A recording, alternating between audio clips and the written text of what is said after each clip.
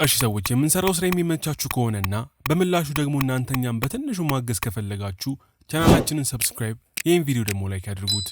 ታሪካችን የሚጀምረው የቻይና አጎራባሽ ከተማ በሆነችው ውቧ ታይዋን ውስጥ ሲሆን በዛው ከተማ ውስጥም ከአሜሪካ ድረስ ተሰዳ የምትፈልገውን ትምህርት ለመማር ወደ ታይዋን የመጣችዋን ሉሲን እየተመለከትን ነው።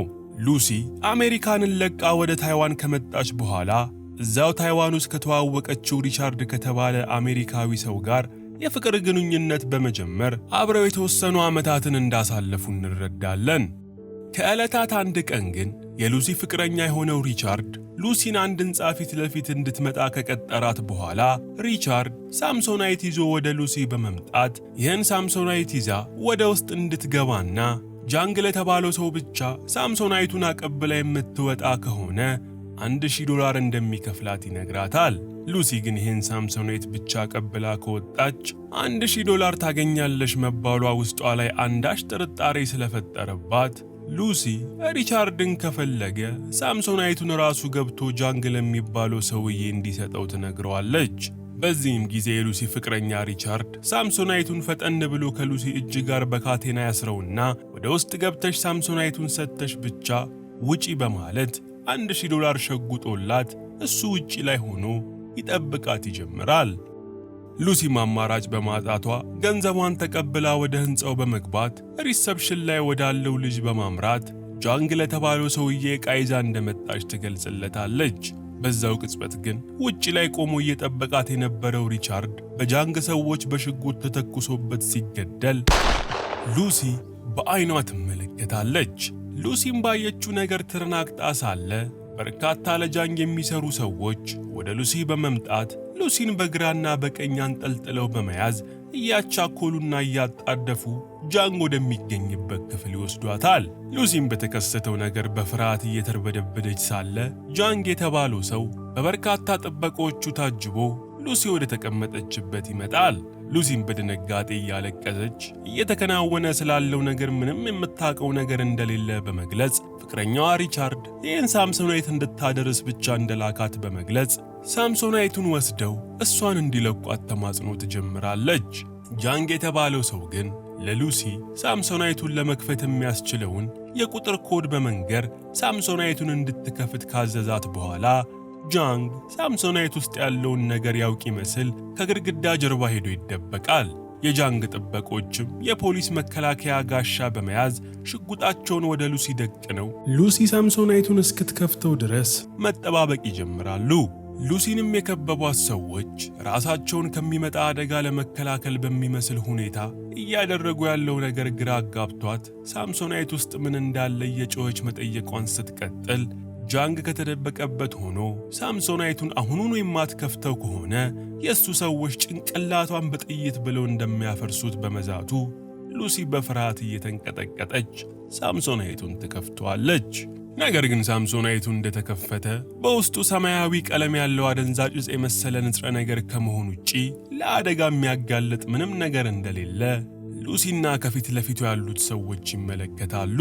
ጃንግም ይህንን ተረድቶ ከተደበቀበት በመውጣት ሳምሶናይቱ ውስጥ ያለውን ሰማያዊ አደንዛዥ ዕፅ መሰል ንጥረ ነገር በማንሳት የተወሰነውን ከላስቲክ ውስጥ ካወጣ በኋላ አንድ በአደንዛዥ ዕፅ የደከመ ሰው ያስመጣና ንጥረ ነገሩን እንዲሞክረው ያደርገዋል።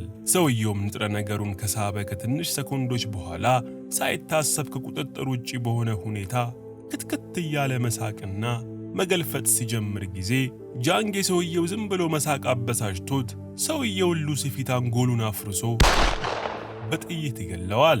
ጃንግም በመቀጠል ንጥረ ነገሩን ወደ ሆነ ቦታ እንድታደርስለት እንደሚፈልግ ለሉሲ ሲነግራት ሉሲ ግን ያላትን ነገር ማድረግ እንደማትችል በማስረዳት በነፃ እንዲለቃት ጃንግም ብትለምነውም ጃንግ ግን እንደማይሆን ይነግራትና የጃንግ ቦዲጋርድ ሉሲን አይነ ስቧን በማለት ራሷን ያሰጣታል። በዛው ሰዓት ደግሞ ፈረንሳይ ሀገር ውስጥ በሚገኝ ትልቅ ዩኒቨርሲቲ ውስጥ መምህር የሆነው የሥነ አእምሮ ተመራማሪ ሳሙኤል ስለ ሰው ልጅ አእምሮ ለተማሪዎቹ ገለጻ እያደረገ እንመለከተዋለን። ሳሙኤልም ለተማሪዎቹ ሲያስተምር የሰው ልጅ እስካሁን ድረስ አእምሮን የተጠቀመው 10%ን ያህል ብቻ ሲሆን አንድ ሰው የአእምሮን 20% አቅም መጠቀም ከጀመረ የሰውነት አካሉን መቆጣጠርና ወደ ፈለገው አይነት የሰውነት ቅርጽ መቀየር እንደሚችል ይገልጽላቸዋል። ሳሙኤልም ማስረዳቱን በመቀጠል የሰው ልጅ 40% የማሰብ ደረጃ ላይ ከደረሰ ከራሱ አልፎ የሌላ ሰውን ሰውነት ሙሉ በሙሉ መቆጣጠር እንደሚችል እያብራራ እያለ አንድ ተማሪ እጁን በማውጣት አንድ ሰው የማሰብ አቅሙን 100% ማድረስ ከቻለ ምን እንደሚሆን አስተማሪው ሳሙኤልን ይጠይቀዋል። ሳሙኤልም ጥያቄውን ሰምቶ ትንሽ ሲያስብ ከቆየ በኋላ ምን ሊፈጠር እንደሚችል ማሰብ ራሱ ከአእምሮ በላይ እንደሆነና ምን እንደሚፈጠር እንደማያውቅ ይመልስለታል። ታይዋን ውስጥም ራሷን ስታ የነበረችው ሉሲ ከተወሰኑ ሰዓታት በኋላ ስትነቃ ራሷን አልጋ ላይ ተኝታ እንዲሁም ሆዷ ላይ ባንዴጅ ተጠምጥሞባት ትነቃለች። ከዚህም በኋላ ሉሲ ወደ ጃንግ በድጋሚ እንደተወሰደች ሉሲ ጃንግን ምን እንዳደረጋት እንዲነግራት እየጠየቀችው እያለ አንድ ለጃንግ የሚሰራ ዶክተር በመሃል መጥቶ ሳምሶናይት ውስጥ ከነበሩት 4 ጥቅል ንጥረ ነገሮች ውስጥ አንደኛውን ሆዷ ውስጥ ሰርጀሪ ሰርቷት እንደከተተው ይገልጽላታል። ጃንግም ሉሲን ሆዷ ውስጥ የከተቱትን ልዩ የሆነ ንጥረ ነገር ወደ አውሮፓ ይዛላቸው እንደምትሄድ በመንገር አሁኑኑ ወደ አውሮፓ የሚወስዷትን ሰዎች እንደሚያገናኛት ይገልጽላታል። ይህንንም ብሎ ከሉሲ በተጨማሪ 3 በሰርጀሪ ንጥረ ነገሩ ውስጣቸው የተከተተባቸው ሰዎች እንዲመጡ ያደርግና ይህን ንጥረ ነገር ፈረንሳይ ውስጥ ያለ የእነሱ ሰው ጋር ሄደው ከሆዳቸው እንደሚያወጣው በመንገር በመሃል እናመልጣለን ካሉ ግን ከነሱ አልፎ ቤተሰባቸውን ሳይቀር እንደሚገርሉባቸው በመዛት እነ ሉሲን ያስጠነቅቋቸዋል። ከዚህም በኋላ ሉሲና 3ቱ ሰዎች የሚሄዱበትን እንዳያዩ ጭምብል ከተደረገላቸው በኋላ ሉሲን ወደ ፈረንሳይ ይዘዋት የሚሄዱ ማፊያዎች ጋር ትወሰዳለች። ነገር ግን ሉሲን ወደ ፈረንሳይ ከሚወስዷት ማፊያዎች ውስጥ አንደኛው ማፊያ ሉሲ ቆንጅዬ ሴት መሆኗን ተመልክቶ ሰውነቷን በመነካካት ሴትነቷን ሊጠቀም ሲሞክር ሉሲ ራሷን ለመከላከል በመሞከሯ ማፊያው ተናዶ ሉሲን በቦክስ መትቶ መሬት ላይ በመጣል ሆዷን በተደጋጋሚ በርግጫ የመታትና ሉሲን በካቴና እንደታሰረች ጥሏት ይወጣል። ነገር ግን ማፊያው የሉሲን ሆድ በርግጫ በመታበት ወቅት ሉሲ ሆድ ውስጥ ተከቶ የነበረው በላስቲክ የተጠቀለለው ንጥረ ነገር ላስቲኩ በመቀደዱ ንጥረ ነገሩ ቀስ በቀስ እየሟሟ ከደሟ ጋር መቀላቀል ይጀምራል። በዚህ ወቅት ሉሲ በኃይለኛው እየተንቀጠቀጠች መንፈራፈርና አልፎ ተርፎም የመሬት ስበትን ሕግ በመጣስ ሁኔታ አየር ላይ ስትንሳፈፍ ከቆየች በኋላ በመጨረሻም ሉሲ ተረጋግታ ወደ ቀልቧ ብትመለስም በጣም በሚያስደንቅ ሁኔታ ግን አደንዛዥ እጹ የሉሲን አእምሮዋን የመጠቀም ብቃት በእጥፍ እንዲጨምር አድርጎት ቁጭ ይላል። ከዚህም በኋላ ሉሲ ፍጹም በመረጋጋት ወንበሯ ላይ ቁጭ ብላ ሳለ አንድ ሌላ ማፊያ ተመልሶ በመምጣት አሁንም ሊደፍራት ሙከራ ቢያደርግም ሉሲ ግን የት እንደተማረች እንኳን በማታውቀው የድብድብ ጥበብ ተጠቅማ ማፊያውን አፍርጣ በመጣል ማፊያው ይዞት የነበረውን ሽጉጥ በመውሰድ ከነበረችበት ክፍል ትወጣለች። ሉሲ ምንም ጊዜ ሳታጠፋ ሌላ ክፍል የነበሩትን ማፊያዎች በሙሉ በሽጉጥ ከገደለቻቸው በኋላ ውጪ ላይ ያገኘችውን ባለ ታክሲ ሽጉጥ ደቅና በማስፈራራት በአቅራቢያቸው ወደሚገኝ ሆስፒታል አሁኑኑ እንዲወስዳት በማስገደድ ባለ ታክሲው ይዟት ወደ ሆስፒታል እንዲሄድ ታደርጋለች። ባለ ታክሲውም ሉሲን ሆስፒታል እንዳደረሳት ሉሲ ሽጉጧን እንደያዘች ኦፕራሲዮን እያደረጉ የነበሩ ዶክተሮች ክፍል በመግባት ዶክተሩ ላይ ሽጉጥ ትደቅንበትና ሆዷ ውስጥ የተከተተ አንድ ከረጢት ስላለ እሱን እንዲያወጣላት ስታዘው ዶክተሩም ተረናግጦ የሉሲን የተሰፋ ቆዳ በመክፈት በከረጢት የተቀመጠውን ንጥረ ነገር አውጥቶ ይሰጣታል። ይህ በእንዲህ እንዳለም የሉሲ አእምሮዋን የመጠቀም ችሎታ ፐርሰንቱ እያደገ መምጣቱን በመቀጠል በአእምሮዋ ብቻ ስልኮችን እንዲሁም ኮምፒውተሮችን መጠቀምና አክሰስ ማድረግ ትጀምራለች። ሉሲ ምንም ጊዜ ሳታጠፋ ፈረንሳይ ውስጥ ለሚገኘው ሪዮ ለተባለው የፖሊሶች ዋና ኃላፊ በመደወል ወደ ሀገሩ ፈረንሳይ አደገኛ ንጥረ ነገር የያዙ ሰዎች እየመጡ እንደሆነ በመግለጽ ሉሲ ጭንቅላቷን ብቻ በመጠቀም የሦስቱን ሰዎች ፎቶ ለሪዮ ትልክለታለች። በመቀጠልም ሉሲ ይሄ ንጥረ ነገር ሌላ ሰው እጅ ከመግባቱ በፊት ማግኘት እንዳለባት በመወሰን የፀጉሯን ቀለም በአእምሮዋ በማሰብ ብቻ በመቀያየር ሌላ ሰው ትመስልና ወደ ፈረንሳይ የሚወስዳትን የፕሌን ትኬት ቆርጣ ጉዞ ትጀምራለች።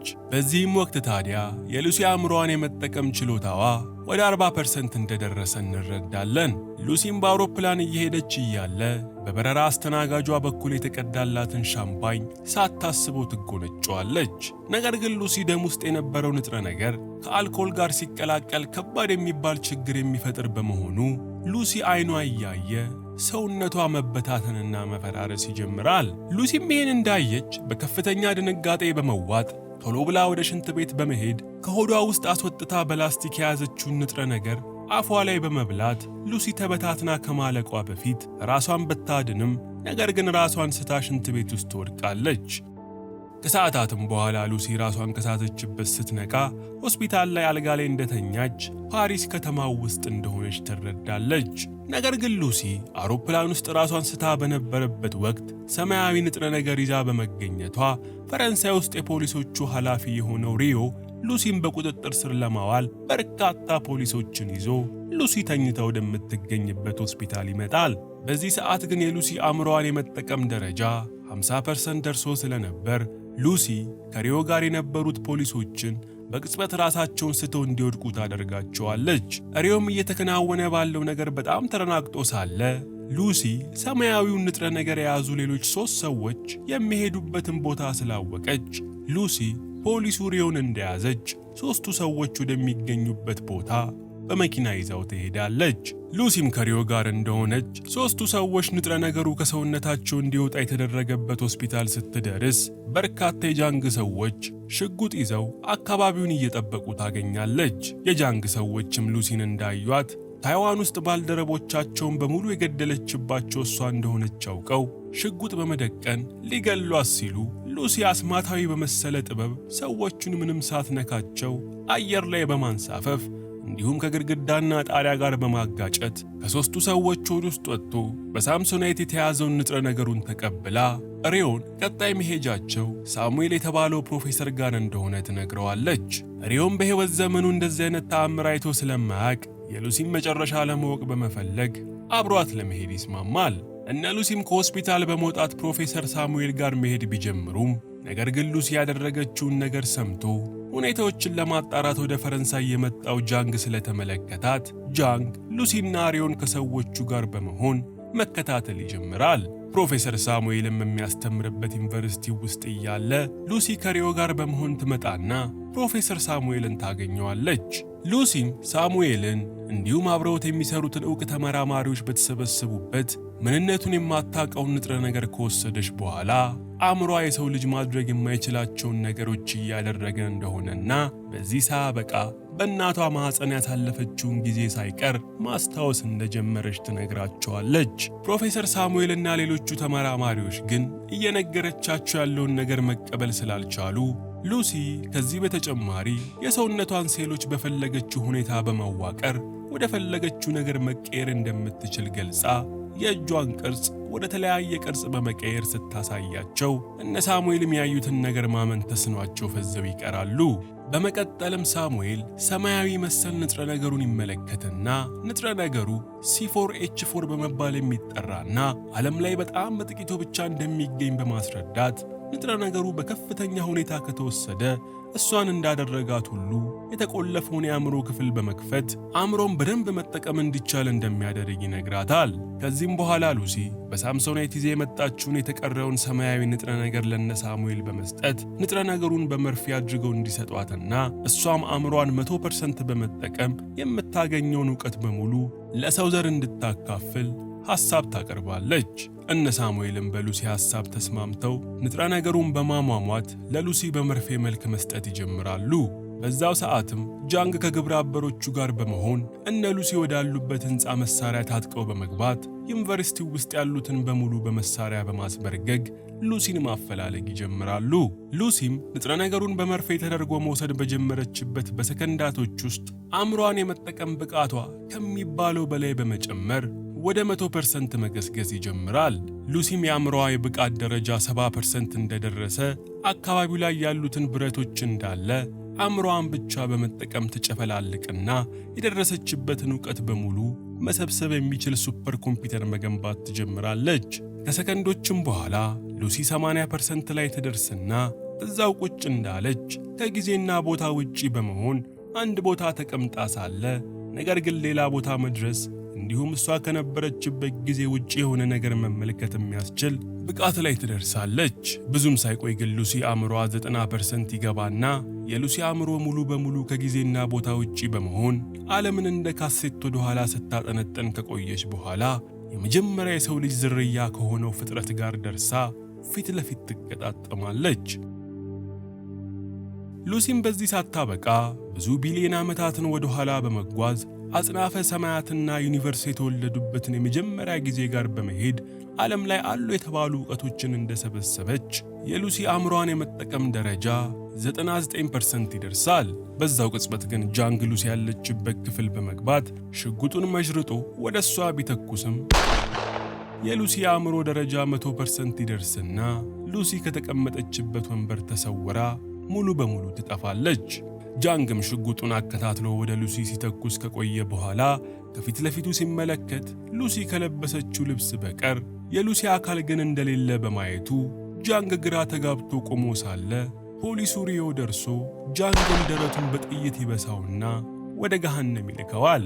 ሉሲም ከተሰወረች በኋላ አእምሮዋን ብቻ በመጠቀም ከሰራችው ሱፐር ኮምፒውተር ውስጥ የሰውን ልጅ ሕይወት ለአንዴና ለመጨረሻ ጊዜ መለወጥ የሚያስችል የትየለሌ ዕውቀት የታጨቀበት ፍላሽ ይወጣና ፕሮፌሰር ሳሙኤል ፍላሹን ይወስደዋል። በመጨረሻም ፖሊሱ ሪዮ ሉሲ ወዴት እንደተሰወረች ግራ ገብቶት ሉሲ ወዴት እንደሄደች እየጠየቀው እያለ ድንገት የሪዮ እንዲሁም የሳሙኤል የስልክ ስክሪን ላይ ሉሲ አሁን ሁሉም ቦታ ነኝ በማለት ስትገልጽላቸው እያየን ታሪካችን ያልቃል።